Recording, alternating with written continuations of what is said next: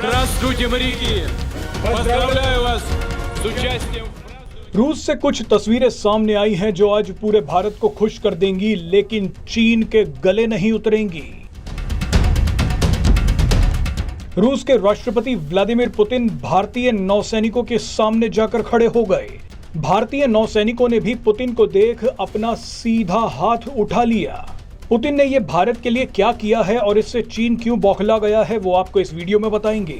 दरअसल भारतीय नौसैनिकों ने रूस की 328वीं नेवी डे परेड में हिस्सा लिया।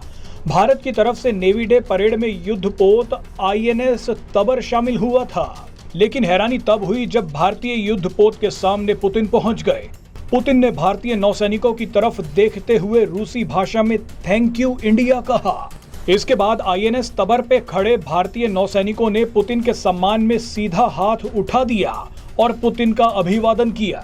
मजे की बात देखिए कि ये INS तबर भारतीय नौसेना का तलवार क्लास फ्रिगेट है, जिसका निर्माण रूस में ही किया गया है। बहरहाल अब आपको बताते हैं कि चीन इन तस्वीरों को देखकर क्यों तड़प रहा है। दरअसल जिस समय पुतिन भारतीय नौसैनिकों से मिल रहे थे, उससे कुछ घंटे पहले ही रूस के विदेश मंत्री सर्गेई लावरोव ने एक बहुत बड़ा ऐलान कर दिया। लावरोव ने एस जयशंकर से मुलाकात के बाद कहा कि रूस जल्द ही खुद का नाटो ग्रुप बनाएगा। इस नाटो ग्रुप में आसियान देश शामिल होंगे। जानकारी के लिए बता दें कि आसियान में 10 दक्षिण पूर्व एशियाई देश शामिल हैं। इनमें Brunei, Cambodia, Indonesia, Laos, Malaysia, Myanmar, Philippines, Singapore, Thailand और वियतनाम शामिल हैं। यहाँ सबसे बड़ा खेल ये है कि ये सभी आसियान देश चीन के आसपास हैं। चीन ने इन सभी देशों का जीना मुश्किल कर रखा है और ये सभी देश चीन से बदला लेने के लिए तड़प रहे हैं। इसीलिए हाल ही में आसियान के कुछ देशों ने भारत से ब्रह्मोस मिसाइल और तेजस विमान मांगा है। फिलीपींस के पास तो ब्रह्मोस मिसाइल पहुंच भी चुकी है।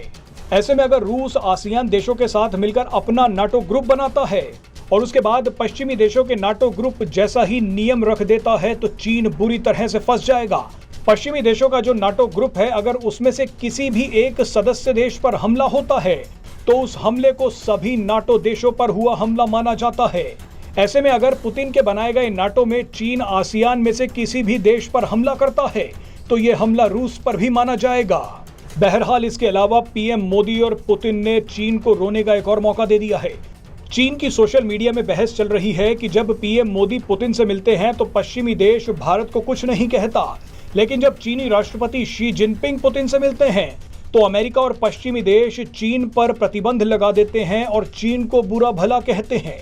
ऐसे में पश्चिमी देशों को अब भारत को भी डांटना चाहिए, क्योंकि PM मोदी पुतिन से गले मिलकर आए थे।